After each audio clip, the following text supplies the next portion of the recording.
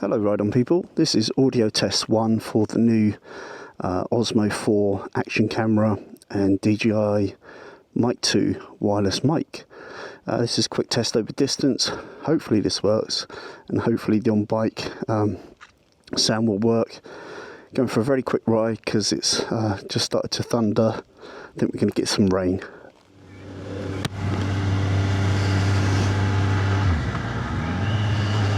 So this may prove to be a very stupid idea because it's about 90 degrees and very humid and thundery. So I mean airflow gear because it's so hot and humid, but I may get home drowned as a rat even though I'm not intending to ride that far. But I really just couldn't wait really to try out the new camera and the new mic, and I definitely do not have the mic in an ideal position. It is just clipped to my chin guard, the fabric wing guard inside the helmet by your chin. It is magnetic, so I'm thinking of buying some magnetic tape and just attach it via that. It's very strong magnets on it. Well, so the mic position isn't great, but they give you a fantastic dead cat with it. That you know, it's the fluffy cover for the mic. It really fits well, and that's usually a problem. But the whole kit, it seems to be quality, typical of DJI. I have their drone and the MiC2 and the Osmo 4 camera seem great. They seem much nicer built than the GoPros I've had, although my GoPro's getting old now. I have a really early GoPro 2 and I have a GoPro 6 black, Hero Black, which I'll be sunsetting I think in favour of this, and my Insta360. The Insta360 is a great camera for capturing 360, funnily enough, when you want those kind of cool funky angles when you're on a bit of a ride and you just want something to fill in that looks good. But it's a bulky camera, it's a heavy camera, it's hard to mount, particularly on a helmet. And with my carbon Schubert C5 helmet, I really wanted to get away from listen to that thunder. I really wanted to get away from you know, putting something heavy on my helmet for aesthetic reasons, for weight reasons, and aerodynamic reasons, really, in high speeds. And it's always been a pain, you know, you've got that ugly bracket stuck to your helmet. You've got to mess about with those stupid kind of GoPro-like clamps, and faff about. You know, you've got to screw and bolt your flipping camera to it, and then you've got to mess about with the leads, and you don't want the leads in the way. And if you've done a lot of YouTube recording, you know the leads often pull out. They're a right pain. And we've all used a million different mics because sound quality is very important, and it's almost impossible to get right on a bike. And anyone who's done a fair few bike videos will know just how much heartache goes into the audio side of things, far more than the visual recording. So anyway, I decided to bite the bullet and have a good upgrade, and that upgrade is DJI Osmo 4 camera. There are rumours that there's a 5 coming out in the fall, but I didn't want to wait for that. The 4 has more than enough of my needs, and the key thing is that with the MiC2 dual microphone kit, which is handy if you do interviews, obviously having 2 microphones, it connects via Bluetooth. Now, it would be great if they just offered those microphones, little Bluetooth microphones, because they're lovely and small, separately. But at the moment they don't. You have to buy the transceiver as well, and which is, I say, great if you just want to do high quality audio interviews as well. But that's really what you've got to stomach, which costs more than the camera. If you want a true wireless setup and something that is obviously compatible, because it's the same company, DJI, right? DJI. So the camera is about $299, but the two wireless mics and transceiver are about $399, and so it's quite an outlay. And if you do what I've done to, again, so I don't have to stick anything to my helmet, you buy the quick detach kind of neoprene necklace, if you like, that you can put the camera straight onto, then you're looking at about $650 to the door. Now, this is the first time I've tried this neck thing out, so I've no idea what the angle is like, but hopefully we're getting some footage. And it feels very comfortable. I can barely feel it on me.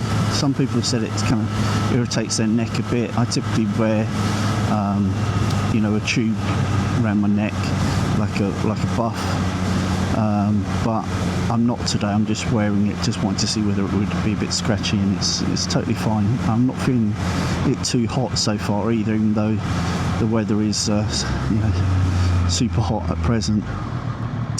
So hopefully we're getting some good audio and some good footage. I've not messed about with the settings too much, particularly with the sound. I don't really know what I'm doing with that yet, so the gain may be way too high or too low and that kind of thing. It's something I need to experiment with, but I can say that with the camera I'm running a custom setting, so I'm using 4K with 60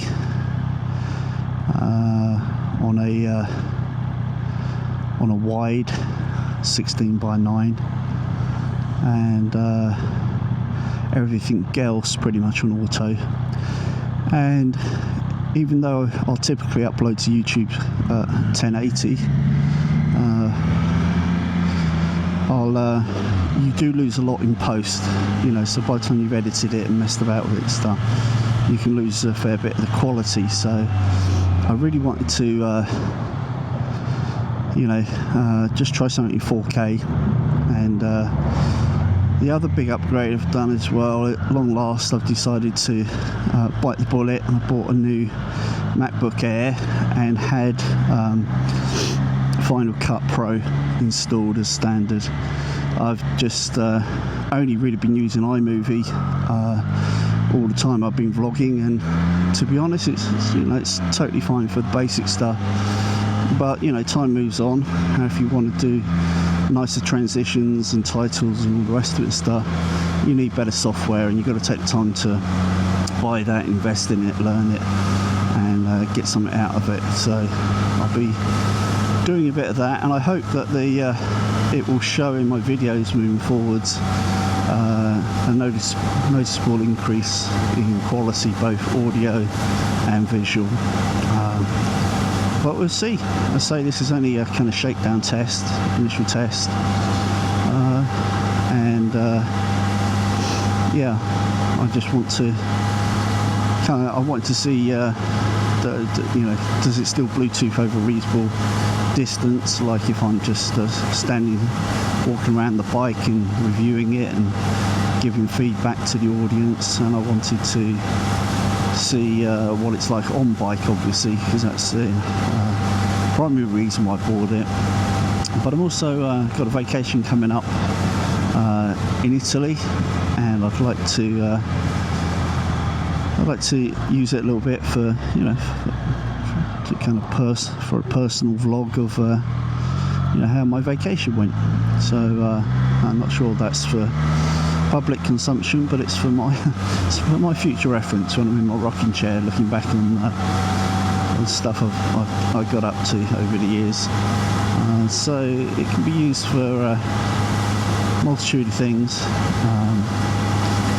and I hope to get a good bit of use out of it. To be fair, I've more than got my money's worth out of my GoPros, and I've been using the Insta360 a fair bit the last year or so, so I've got some good use out of that. The trouble with 360, which you may not realise unless you vlog yourself, is that editing is a little bit trickier, and storage is huge. So you're typically looking at about a gig a minute in storage. Sorry, I hit a bump there. 1 gig every 60 seconds in storage for 360.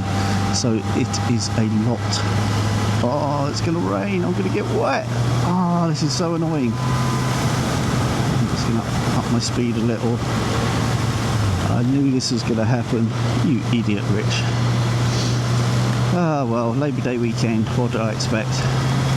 I've been busy all day, and I was trying to get this set up. I've been trying to configure my new MkII, and I figured I probably wouldn't have enough time to fit a ride in before it rained, but I was trying to see if I can get home a little bit damp. That would be better than soaking wet, right? Let's have an audio check for the bike. I left my visor here.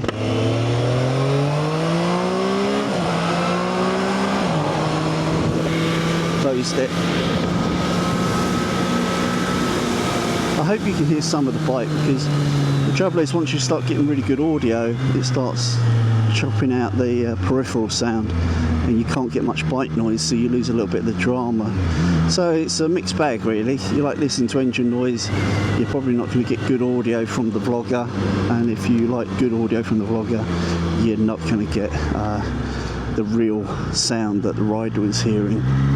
But hey ho, that's the way it is, right? Okay, I think this pretty much concludes my my first shaky shakedown test with my camera mounted on the necklace, or whatever they call it, neck lanyard. I suppose that'd be more masculine, wouldn't it? On my lanyard with my new DJI OSMO 4 and the DJI MiC2. All right, take care, guys. Bye.